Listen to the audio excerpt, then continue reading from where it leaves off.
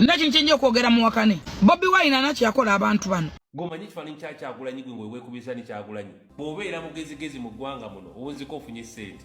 Bobi Wine essaawa ya leero ne waalekayo okuyimba. Manyaga ne wava mu politics. Yalinnya level. Lanka za Bobi Wine zalinnya. Ekigambo bakiyita despair, ekirala bakiyita forbearance, ekirala bakiyita reliance. Bino byonna bigambo binene nnyo era ekitabo ekya Qur'an kibinyonyola. Wabula mu bumpimpi oba we kufundizaamu kinyonyola okuba nti buli muntu Katonda abaako ne sula kwe yamussa oba abaako neddala kwe yamuteeka. Wetogera essaawa eno ekitawanya ono omwami. Kakati bino Qur'an ebyogerako nti mulimu abantu nga Katonda ajja basukkulumya era omwami ono Katonda yamusukkulumya. Kati ye ono ekyamulema kyekyo. Lanka za Bobi Wine zalinnya. Extremely nti oyinza n'okubula w'omwogererako kuba top firiamu. Essaawa zonna w'olwanagana obeere ki oba obeere ki oba obeere ki. Osobola okulema okutuuka Bobi Wine. Yadduka nnyo bano ne bamulekera gap. Bamuleka tebaamugoba balina mumukwatirawo. Yesimbe wano naffe katwesimbe wano. Ovudde mu music naffe tuyimidde wano. Okoze boti naffe you get it. Kati yalinnya level. Bobi Wine level ye. Elimu kwogera mu ba presidents. Oba bana besimbe babayita batya. Abesimbe kwa president babayita batya. Ne bwaba yagoba tayita mutekivaabo. Nti yalamuza ku ntebe y'eggwanga. Tagobeka.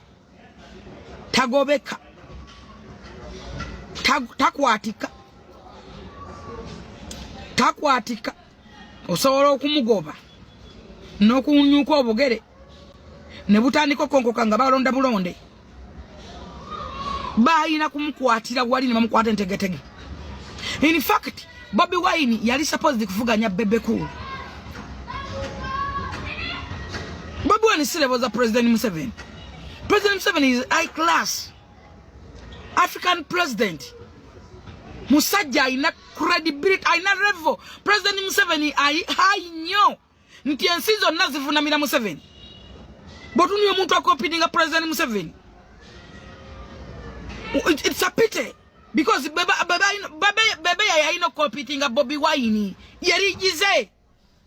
Ate by then Bobi Wine atasowa na bebe. Bebe yali level nene big size. Bobi atasowa na bebe. Nebuka staya batoloka ko bwati.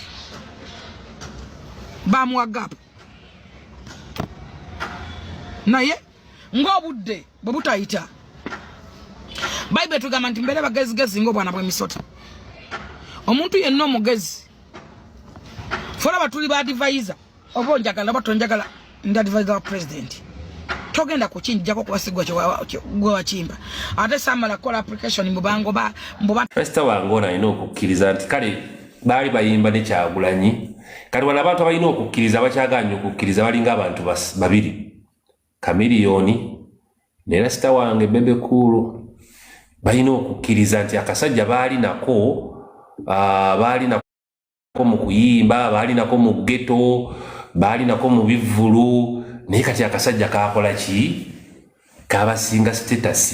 Nti n'ekitabo ekyakkiriza mu bbanga agamba musiraamu wadde nga it is known nti ayinza okubanga ebidde alinywamu naye ekisinga ku ebyo nti n'ekitabo ekyakkiriza mu bitabo ebitukuvu oba bintu byonna byagobera oba n'ebyo ebigobera abantu abasinga mu nsi nti byayogera ku bintu bino nti omuntu omu waliwo okusukuma ku muntu era nga ekugamba nti olina okukkiriza olina obbalamu n'okukkiriza n'oku-acceptinga waliwo believing ne accepting byonna byanjawulo nti okkiriza nti omuntu ono yandeka ate kikuyambako okulaba nga ate omutima gwejjereza kyekitawanyo ono kati bano banne abamu be bamunyonnyola ono Kabaata ne Full-Figure kambakwe bano bamunyonnyola bano ndaba inalo naye bagamba nti ekituufu akasajja akali walamuko ebyaddala nti tolikasanga ne bwekanaba kavudde mu politics ne bw'onaafuuka ki kyonna kyagala okufuuka oyinza okulwawo okukenkana oba atajja kenkana ge mazima.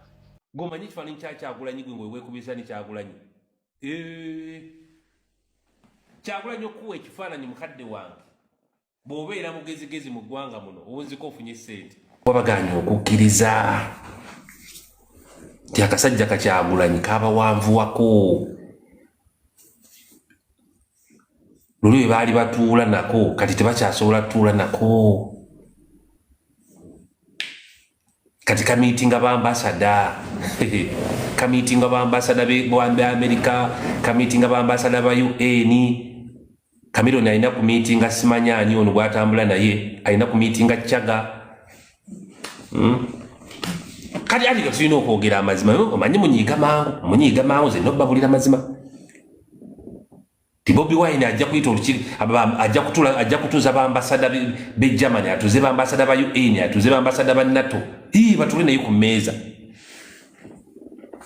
kati Cameron agenda kuyita JB aite Chaga aite Wizo aite Palaso batulao banywemu kawisiki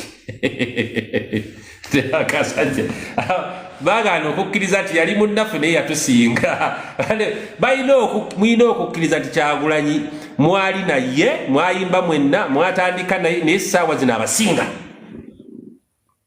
saawa zino levo gyaliko yabakulembeze bwansi lwakuba omuganya okukkiriza ensonga lwaki kimu kyalina ennugu ku mitima bw'obeera musirusiru owunziko ogenda vuga vitiizi gweva ku Kyagulanyi nze ndi abantu abangamba nga kabaata senga tufuna chance Kyagulanyi n'atuwaayo akafaananyi tuba tumaze gwe towalaba ennaku zino bonna abeesimbyewo muganda wange amazima gali nti osobola okweya nezzalawo ku Bobi Wine naye Bobi Wine musajja w'amaanyi bro byegamba bya ddala okimanyi nti Bobi Wine asobola okukuba essimu ku American Embassy ne baapuruvinga visa yo byenkugamba sinyumyako binyumye seogera bwogezi kunyumisa mboozi asobola okuba essimu ku Embassy ya UK n'abagamba njagala omuntu wangu oyo visa yeefulume lwaki eruddewo kale ati ne bamuddamu ne bamugamba oyo tetugenda muwa lwa nsonga bweti naye nga bamuzeemu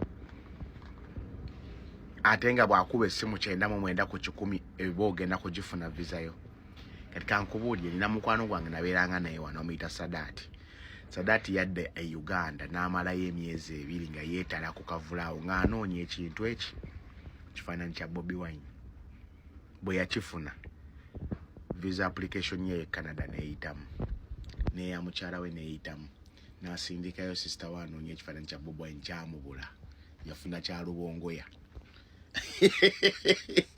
byenkunyumiza sinyumya mboozi kusudia nze mumanyi nze siri muna byabufuzi nze siri wa NUP siri wa NRM kugamba reality abantu bangi nnyo abali ku kitebaawo nga banoonyaawo kifaananyi talina kyakyanonyaawo ng'anoonyaawo kifaananyi buli muntu agoba ku by'okutambula ng'olina ensizo oyagala okugenda omanya bano banoonya asayira munoonya biki ekisinga obaleetaawo banoonyaawo kifaananyi byebyo byenkugamba bya ddala nze sirina muntu gwenjogera kusanyusa wano siri mwogezi wa NUP siri mwogezi wa NRM siri mwogezi wa muntu yenna njogera byange byegamba bya ddala yes awakana kiwakane nenga kyekituufu akakasajja nakinkyinja okwogera mu wakane Bobi Wine anakyakola abantu bano engeri gye baali top 3 Bobi Wine essaawa ya leero ne walekayo okuyimba manyaga ne wava mu politics yalinnya level lankaza naraba waliwo abawagizi b'omuntu abaali bewanyisa galubindi yagala ne kano ka brand mukalabe ako kano kabadde mu nyumba eno kati myaka 2 yanagambye nja kabateerawo kate sagala mulowooze nti tuli mu byakiyayi wano ako ate nkambala nga kyetaagisa ndowooza mumanyi kyekakola muve mu bino ebyammwe ebya China kano kalaali kawano kitegeera amayibo oba ogenda okwogera n'omuntu omukulu akuze emyaka osooka n'oggula nawo ne weetereeza kaakati mwami Bebe Cool abantu bangi bavuddeyo ne bakwogerako mu mbeera ez'enjawulo naye tebakwogerako nti tebakwagala but nze njagala okujjukiza ekintu kimu nti oli musajja mukulu asinga Bobi Wine emyaka nno ddala kuba weewaana nga bwe wamulera nako ekyokubiri kino tetukyageza bba yasigama mbu batuwagira Bobi Wine no kino tukyogera nga nze I personally ngezaako kujjukira nti you're stuck in past. Why do I say that you're stuck in past?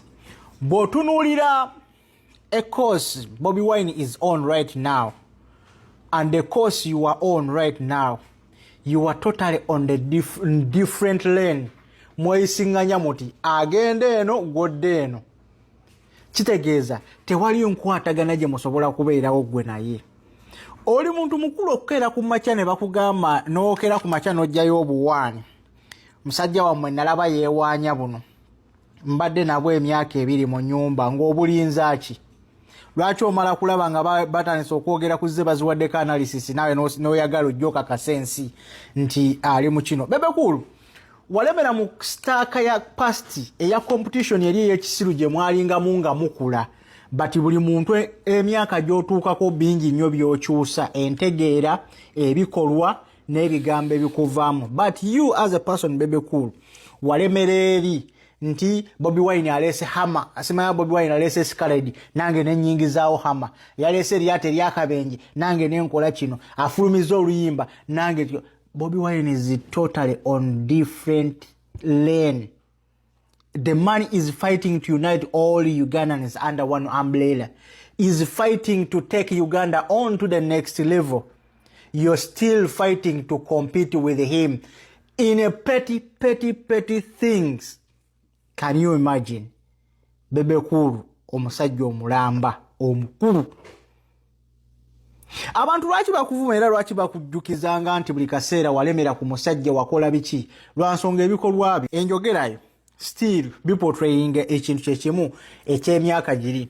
Bobi Wine naye yakujjukizaako teyakujjukiza. Waliwo interview emu gye yaliko and they were like baali bagezaako bakomparinga mwembi ne babagamba nze yaddamu mu bigambo bye ng'agamba nze tosobola okunkomparinga na Bebe Cool. Tetuli mu kilasi yemu, tetuli mu level yemu. Nsonga ki? Lwansonga byayagala nze si byenjagala, byalubirira okufuna nze si byenduubirira. Oba oliawo yalina omuwendo gwa ssente gwayagala ate nga nze si gwenjagala. Banaye answer eyo yali kumala Bebe Cool before nga talaba na kujja mbino bya bufuzi gamba bwajja kwesimba wajja kukola biki. But nange nja kweyunga kuba kugamba nti Bebe Cool okola amakulu onyuma nnyo ng'osirise. Sisobola kubeera omu kwaba bakuwemula, but nange nja kweyunga kuba kugamba okola amakulu onyuma nnyo ng'osirise. Kuba buli lwotandika okwogera oyotya mu butamanyabo. Olina statement z'okola mpitirivu ku Bobi Wine, but njagala okirabe nti omusajja yakuma mileage. He refused to reply you among the people he's supposed to reply. You're not among them. He's competing with your boss, not you. Can you imagine? Ode ku musajja alubirira entebe y'eggwanga mbwadde ku Bebe Cool biki byeyogedde. Amazima ga Katonda mugulu ayinza n'okubanga Bobi Wine alwawo okujjukira nti mu nsi mw'oli. Sigamba nti takujjukira nti oba wafa oba wakola ki. Like mu bantu abasobola okuvayo ne boogera ebintu ebigatta ku ggwanga. Alwawo kubanga kujjo olaba just abantu bayogedde miya ku bintu ebiri ku Uganda Airline. Gwenga nawe abaana bo bennyini tebagikozesa n'ovaayo n'ogiwoleza. Lwaki abaana bo babadde simanya nga bagenda simanya mu kampu ya Barcelona simanya Dubai bikoze bitya. Lwaki tebakozesa Uganda Airline n'obateeka ku fly Dubai? Uganda Airline gy'ogamba lwaki bosi wabateeka. Ebintu ebimu bye mwagalizanga bye mwawaana singa mwe musooka okuba ba first priority. Singa mwe musooka okuba ba first person okubanga mutulaga example.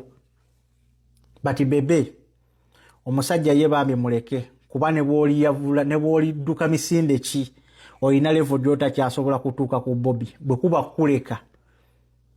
Bwe mubanga mugenda mu lugendo anaatera okutuuka otandika butandisa okusimbula. Tojja kusobola. Akasajja kaleke kakuleka. For God and my country.